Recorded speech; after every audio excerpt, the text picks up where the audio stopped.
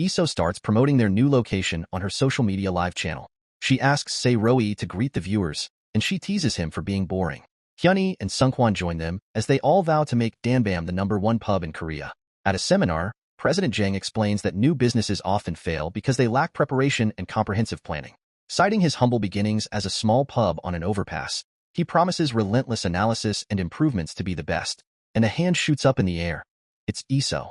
Sua attempts to dismiss any questions, but President Jang allows it. President Jang recognizes Iso. Iso says that she works under a boss that thinks business is about the people. She asks what President Jang's take on business is, and he responds that business is about profit.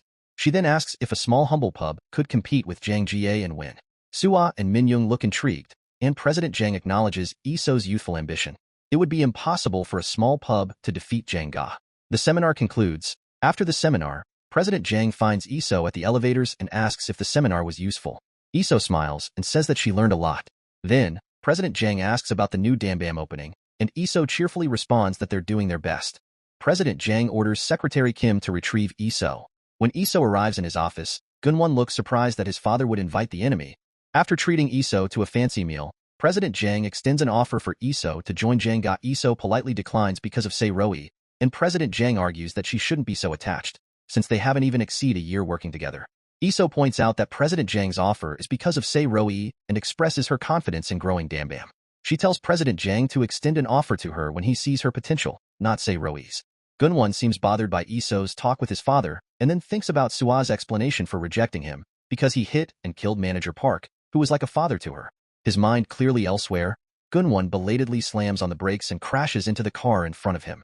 He inconsiderately asks the affected driver to choose between insurance or money.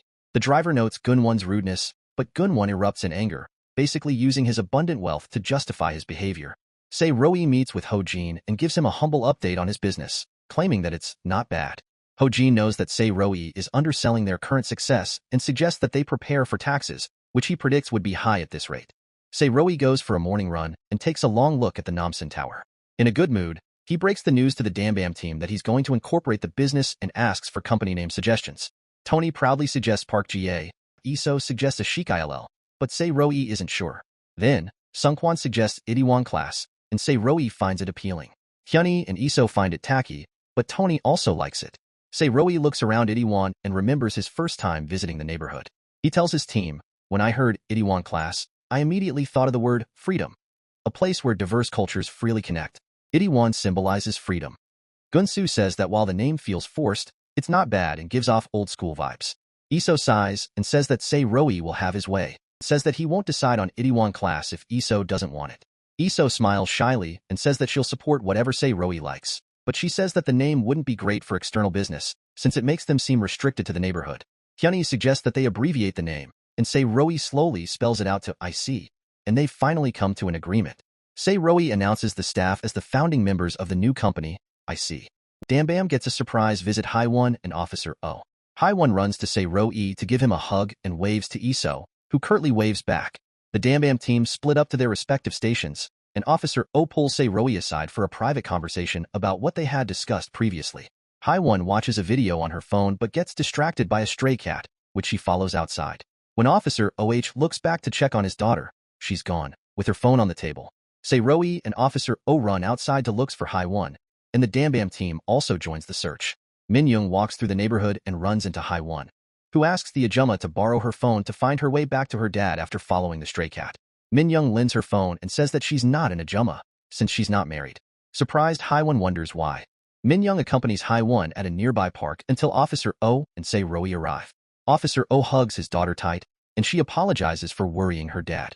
Se-roi introduces Officer O to Min-young as their supplier, and they all start to head back to the pub together.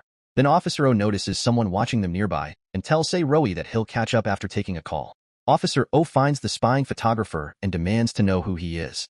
When the photographer tries to run, Officer O grabs him and pins him down. Se-roi notices this scuffle and runs up to help Officer O, while Min-young and Haewon watch from below. Officer O manages to take possession of the camera, but the photographer runs off before Se-roi arrives. At Danbam, Officer O shows Min-young and Se-roi the photos, which follows Min-young's every move throughout the day. Officer O seems to recognize something in one photo, but doesn't elaborate further. Minyoung and Se-roi both know that only President Jang could be behind this and suspect that he could also know about their partnership. Back in dad mode, Officer Oh thanks Minyoung once again for helping Haiwon, and Minyoung compliments how he raised such a bright and resilient daughter. Officer Oh modestly claims that his daughter is nothing like him, but Minyoung says that children follow after their parents' footsteps. Officer Oh and Haiwon head out, and Se-roi asks Officer Oh what he was going to discuss earlier. Officer Oh says that he'll save the conversation for later. Sua reports on Dambam's progress to President Jang and points out that the Dambam team renovated the new building on their own and on a tight budget. She shows President Jang the public postings of Dambam's renovation and building process, and she explains that the transparency has garnered interest for small business owners and young people. President Jang watches one of Iso's live videos, in which she introduces Gun-soo. Secretary Kim enters with an update. Secretary Kim reports that they've been caught shadowing Minyoung. Sua offers to leave the room, but President Jang orders her to stay. President Jang doesn't care that Minyoung knows that he's trailing her and asks about Iso's recruitment. Secretary Kim shares that they're finalizing her offer, and Sua looks alarmed by President Jang's poaching plan. President Jang says that Iso doesn't suit Se-roi and seems to find a likeness in her. Secretary Jang continues with an update on Danbam's supplier, Oh Haiwon Foods. He shares that the owner of the produce company is an ex-cop who left the police force 10 years ago and runs his company from pageant. And Secretary Kim notes that the owner must have a personal relationship with Se-roi. President Jang suspects that this food supplier may have a connection with the late manager Park, and he decides that he'll meet with the owner directly. Gunwon strolls through the hallway and notices the tension, but unsettled Sua walks away before he tries to intervene.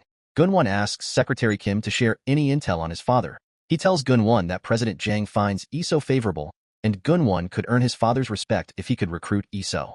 Itaewon restaurateur Hong Suk-cheon visits Danbam and emphasizes the challenges of running a pub on a side street. His efforts to keep parking lots open 24 hours and his attempts to collaborate with local artists increase traffic have all been denied. As Hong Suk-cheon leaves, he says that neighborhood pubs depend on regulars and runs into Lone Shark Gran, who's become a regular at the pub. He's familiar with Lone Shark Gran and warns them not to borrow money from her. Gran reminds Se-roi that this is a cursed business spot and advises him to sell his building soon. The next day, Se-roi makes his rounds to the neighboring shops and offers his handyman services while the rest of the Dambam team watches curiously. Sua finds Iso watching Se-roi fixing a sign, and Iso sighs that Se-roi is being useless. Sua has business with Iso and asks her about her meeting with President Jang. Sua asks how Iso would respond if Se-roi rejected her, and Iso seems sure that this won't happen because she's never lost. They return to Dambam, and Iso demands to know why Se-roi is helping their neighbors when they should be focusing on themselves. Se-roi says that Dambam is complete and ready, but they need customers.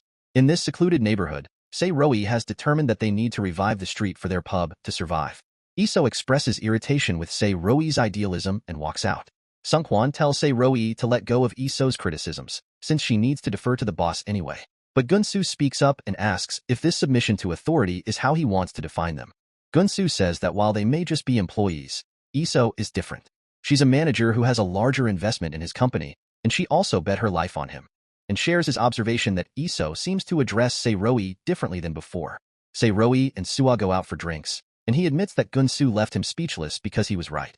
She wonders why Gun-soo works at Dambam, and Se-roi cryptically says that Gun-soo probably just needs some pocket money. Sua wonders the same about Iso, and she reflects on how there seem to be many reasons why herself and Se-roi won't work out. She asks Se-roi what their relationship would have looked like if she wasn't a Jang Jie person, and Se-roi responds that their relationship has always been defined by her. Sua accuses him of hiding behind that excuse and never confessing, and then he says, "I like you."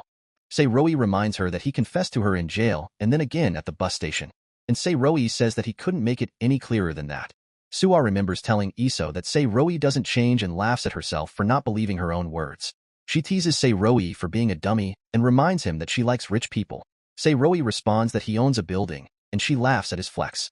Iso returns to Dambam the next day and demands to know what he did with Sua last night. She asks if anything happened, like if they're dating now, and Se-roi tells her to stop spouting useless words. Iso threatens to quit Dambam if he starts dating Sua and then awkwardly heads back to preparing for opening, leaving Se-roi bewildered. Lone Shark Gran collects money from a neighborhood business owner and marvels at the shop full of people. The business owner shares that the Dambam owner helped them with their setup and marketing, and he's been hopping around to other nearby business with the same aid. Gran finds his actions curious and reminiscent of someone from her past. President Jang meets with Officer Oh and expresses his interest in his quality produce. He notes that Officer Oh's company is the sole distributor for Dambam, and he offers a partnership with Jang Ga. Officer O asks if there are any conditions to this arrangement, and President Jang asks for an exclusive partnership, effectively terminating Officer O's relationship with Danbam. As Suwa leaves work, Gunwon catches her and offers a ride to Itaewon. He's headed there to recruit Iso, and Suwa reminds him that she doesn't like him. Gunwon sincerely admits that his dream is to give her a ride in his car. She asks if his arrogance comes from his chaebol air status or his wealth, and Gunwon insists that he never acted superior, at least to her. Gunwon claims that the lethal crash was just an accident. Suwa then asks if his decision to not report this and let someone else take the blame were also accidents. She makes it clear that she loathes him for these egregious actions. Before she walks away, Suwa admits that she likes Se Roi. She tells Gunwon to stop harassing her. Officer O reviews the contract offered by President Jang and acknowledges the attractive conditions, but he rejects President Jang's offer. President Jang asks if the rejection is rooted in his relationship with Se Roi, and Officer O confirms that he's indebted to Se Roi but not with money, something greater, and pressures him to take this opportunity to work with the best food company. He insists that his investment is in the interest of gain and for his future, not based on affection. President Jang asks if he has any children. Officer O admits that he has a daughter, and President Jang notes that he spoke as if he had nothing to lose. He advises Officer O to also consider this in the interest of his daughter. Before Officer O leaves, he remembers Min Young saying that children follow their parents' footsteps, and he turns to tell President Jang that he understands why Gunwon turned out the way he did. Then, Officer O reveals that he was the police officer in charge of Gunwon's case, and says that he conducted a shameful investigation. President Jang is shook. Officer O hopes that his daughter doesn't follow his pathetic footsteps and refuses to impart any more dishonor for the sake of his daughter. Then, he bows and leaves President Jang in his shocked state. Gunsu finds Iso on the overpass looking at Namsan Tower. He says that while he understands Iso, he thinks everything Se Roi said was correct. Iso wonders if the idealism has spread to Gunsu. Secretary Kim apologizes to President Jang for his incomplete research on Officer O, and President Jang impatiently asks for an update on Iso.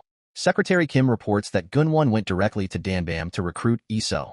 When Gunsu and Iso return to Danbam, they're met by an unwelcome guest, Gunwon. He strolls up to Iso and hands her a business card, asking for some time to chat. Iso directs him to a nearby cafe and tells Se Roi as she heads out. He seems unbothered. He stops his older brother and warns him not to play around with Iso. Gunwon finds Gunsu's defiance irksome and tries to hit him, but Gunsu grabs his hand to stop him, and he whispers a warning in his brother's ear that he may go after Gunwon's heir-apparent throne. Gunwon doesn't take the threat seriously and just laughs. As he leaves, he tells the Danbam team that he's there to recruit Iso. Sungkwan and Gunsu express concern, but Se Roi says that Iso will decide what to do with her life. Iso looks through the proposal from Gunwon, and he seems to belittle her young age and lack of college degree. Gunwon leans on the Jang Jie reputation and wealth to win her over, but Iso doesn't look fully convinced. At Danbam, the staff wait nervously for Iso to return. Gunsu asks silent Se Roi if he's nervous, and Se Roi admits his uneasiness. Gunsu asks about his reason, because he needs Iso? He asks what Iso means to him, if she's just an employee or if he's attracted to her as a woman. At the cafe, Iso comments that the offer was a decent proposal, and Gunwon assumes that she doesn't understand how good this deal is because she's young. Iso responds that she has some shares invested in Danbam's company and claims to make more than the proposed salary. Gunwon asks how much she earns, and she openly shares that she makes about 100 million won. She adds that she's confident in her ability to grow Danbam and negotiates up to 200 million won. She doubts Gunwon has any power to make these decisions in his role as director, but Gunwon overcompensates and offers 250 million won. Gunwon advises Iso to choose the right path to level up in life and abandon Se Roi's pub that's bound to fail. Iso mockingly agrees with Gunwon and claims that she would have left Danbam earlier if she hadn't had shares in the company. She disapproves of Se Roi's audacity to challenge Gunwon and President Jang. Iso saves Gunwon's number on her phone and asks when she should start, and Gunwon says that she can start whenever. Then, Iso asks why Se Roi hates Gunwon so much, and Gunwon waves it off as something in their past. Iso recalls their conversation at the police station about Gunwon being the reason for the death of Se Roi's father, and Gunwon looks nervous. Continuing her act, Iso feigns awe at Gunwon's power to be above the law. At Gunwon's discomfort, Iso apologizes and admits that she has unclear boundaries of good and bad, and says that the law controls the lowly and doesn't apply to those with control. With Gunwon at ease, Iso asks for more details on the incident in their past, and Gunwon shares the truth about his hit and run and framing someone else to take the blame. She remembers the scars on Se Roi's arms and her vow to kill anyone who hurt him. Iso leans back in her chair with the smile wiped off her face, and she tells Gunwon to stop talking. She stops the recording on her phone and replays the part where Gunwon confesses to killing Se Roi's father. Iso calls Gunwon a complete idiot and grabs the phone before he can snatch it. Then, she says, I love. Say Roi. Like crazy, but the problem is that his head is full of those damn Jangja jerks. And that makes me jealous, you bastards. Trembling in anger, Gunwon pounces. She throws her hot coffee at Gunwon, and he whimpers in pain. She adds one last line. That's why I'm going to destroy you all.